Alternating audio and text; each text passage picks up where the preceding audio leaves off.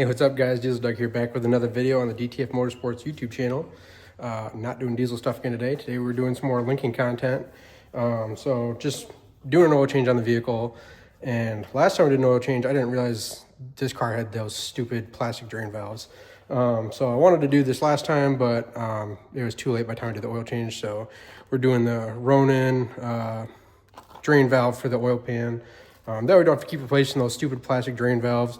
You just replace the whole thing with this, and you just thread that gold cap out and thread the black piece in when you're ready to drain the oil. And it lets a valve open up and drain the oil out, and when you're done, you just put that gold cap back on. So just gonna do a quick video on that. I think this applies to a lot of different Ford EcoBoost vehicles. I know it's this with the 3.0 EcoBoost, the Explorer ST with the 3.0, I think all the vehicles with the 2.7s, the newer ones I should say, the 3.5s. I don't know what the year cutoff is. I kind of want to say like 2017 plus has these, but it could be even the older ones too. But if you're watching this video, you probably have that stupid plastic drain valve because you're looking this up and watching for a reason. So yeah, just to do a quick install on the Lincoln Aviator. I haven't seen a video for the Aviator. Like I said, basically the same as the Explorer ST, but wanted to do one for the Aviator. I know they're getting a little bit more acquirable.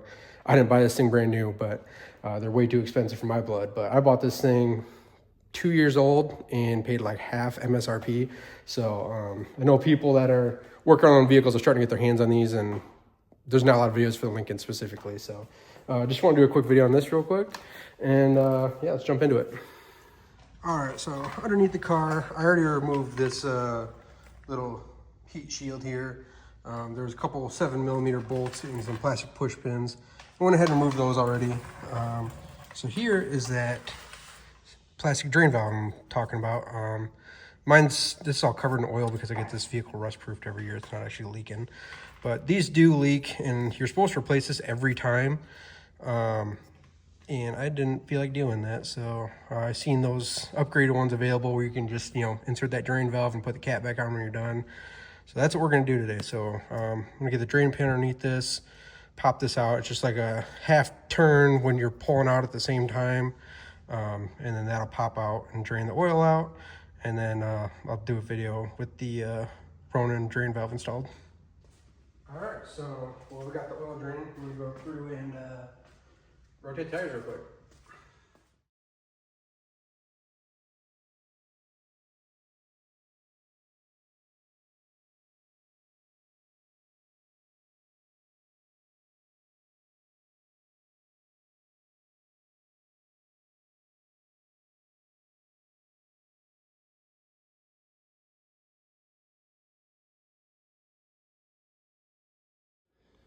All right, guys, back to the video for the drain plug. Don't forget, if you did rotate your tires too, don't forget to torque your lug nuts on these 150 foot-pounds. And also don't forget to reprogram your tire position. If you don't know how to do that, I'll have another video here real soon going through just programming the tires. So back to the oil plug. Also, guys, one thing I almost forgot to mention, if your Aviator has the air ride, make sure you go into your settings on your touchscreen. Go under vehicle, and like at the bottom of the list, I think it's the second to the last thing, it says like air ride service. Turn that on or off. I'll get a video when I get the car back down. But make sure you turn the air ride service. I believe you turn it on. That way, when you let the vehicle down, it doesn't like air out, and then you're not able to get your hoist arms out from underneath the thing. So just make sure you don't forget that if you are putting on a hoist. All right, guys, so I'm inside the vehicle. Like I said, if you have the air ride on your Lincoln and you're putting the thing up in the air, just go to settings, vehicle, and you want to scroll all the way down. Air suspension service, so you're going to turn that on. So that'll stop the thing so it doesn't want to drop down on you when you go to let it down. Especially if you have tall pucks on your hoist, you won't be able to get the arms out from underneath it. So yeah, just turn that on, and then when you're all done, just make sure to turn that back off, turn off, there it goes. And that's all there is to it. All right, sorry guys, I tried to film taking the drain plug out, and after looking at the video afterwards, I realized when I rolled my drain pan in here, it blocked the entire shot. So oil's already drained, but I'm just gonna put this back in and show you guys how to take this out. So it sits like that, and you're just gonna wanna like turn it and pulling at the same time. I usually use a pair of pliers. So, show you how I usually do this here. So you just grab one of those with a pair of pliers and just turn it. You see it kind of pop out, and you just twist it about half turn, quarter turn, whatever, and then pull it out. So I can get it out now. Okay, the first time I popped it, there it goes. And usually when there's oil in it, I'll like slowly pull this out, pull it out like part way and tip it up. That way the oil's kind of controlled coming out. And then after it starts to slow down, I'll just pull the whole thing out so don't make a huge mess. But yeah, now we'll go grab the new one and I'll show us putting that in.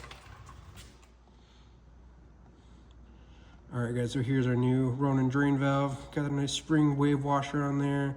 Nice O-ring. It's magnetic on the end here.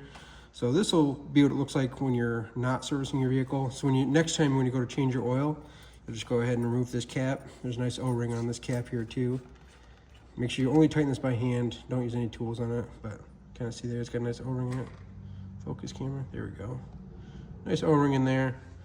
And then, so this piece is gonna stay in the vehicle. And then when you go to drain your oil, you'll take this piece here, thread it in.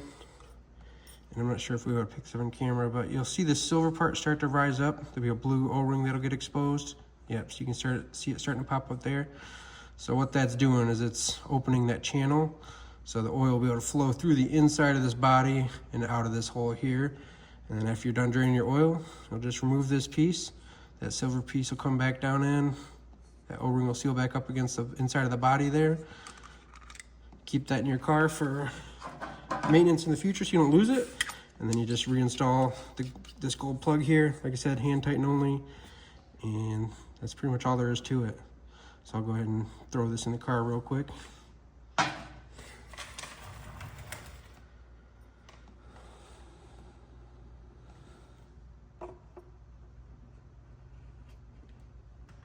right, so when you go to put that in, just rotate and you'll feel, it'll find its groove and then it'll start to suck itself in. Then you just rotate it, push on it at the same time, and then you'll feel it like snap into a groove. And that's all there is to it. Like I said, next time we'll just remove this gold cap. I doubt any oil will come out now, but I'll show you just for demonstration purposes. Thread this piece back in. I doubt anything's gonna come out, but we'll see. Yeah, my oil level is probably already too low. But if there was, that's when oil would start coming out here. And a lot of guys I've seen put just a clear drain tube on here so you have full control of where the oil drains and it's not getting on your hand while you're trying to thread this in. So I'll probably do that myself next time. And then when you're done, pop that out. You want to store that in your vehicle so you don't lose it. And then reinstall this gold plug. Like I said, just hand tight, no tools needed. Got an O-ring on it, so. And that's all there is to it. And if you're picky like me, this piece can go in like 180 degrees. And I had it, the first time I put it in, I had it where these letters were upside down. So I popped this back out, rotated it 180 and put it back in again. So now my letters are facing the right direction. So either way would work, just I'm picky and that would bother me next time I go to change my oil. So yeah, now we're good to lower the car back down, we'll change the filter, put oil in it, and that'll wrap up the video. All right guys, so we have our filter changed. If you don't know, right there is your filter. It takes either a 27 millimeter or 1.16" socket. Make sure you don't over tighten this when you tighten it back up. It does have the torque spec actually like on the plastic. It's 24 Newton meters. If you don't have a torque wrench, basically spin this with a ratchet till you'll feel when this housing bottoms out, and then just give it a little snug. You don't have to get crazy with it. You definitely want to crack that plastic. There's 3 O-rings on that, so put a new filter in. There's 3 O-rings that come with the filter. Replace all 3 O-rings on that plastic housing there. Torque that down. Add your oil right there. 6 quarts, 5W30, whatever you want to run. And then just your dipstick tube there to check your oil level after you're done. And that's pretty much it. I did forget to mention while I had the vehicle in the air to reinstall your splash guard. You can leave it off for a little bit if you want, just to make sure you don't have any drips after you add your oil. But with all those O-rings on that new fitting, you should be good, but not a bad idea to check it. So Whenever you do it, just make sure you add that splash guard back on. And then, like I said, if you rotate your tires, don't forget to torque your lug nuts, 160 foot-pounds. No, sorry, 150 foot-pounds.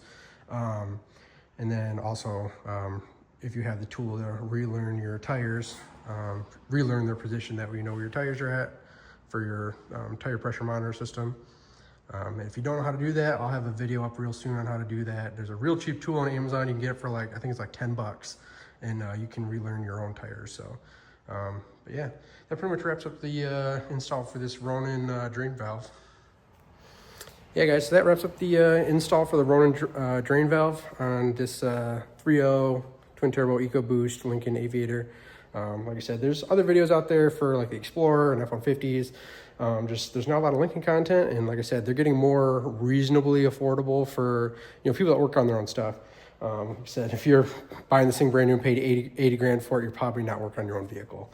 But like I said, pick these things up, a couple years old for half of what they were brand new. They're great cars. I love this thing. So just wanted to offer up some Lincoln content for people that have them and want to work on their own vehicles. Pretty easy to do. It's a great upgrade, and it's inexpensive. So, yeah, like I said, thanks for tuning in, guys. I appreciate all you guys liking and following and everything. So, like, comment, subscribe, and we'll see you in the next one.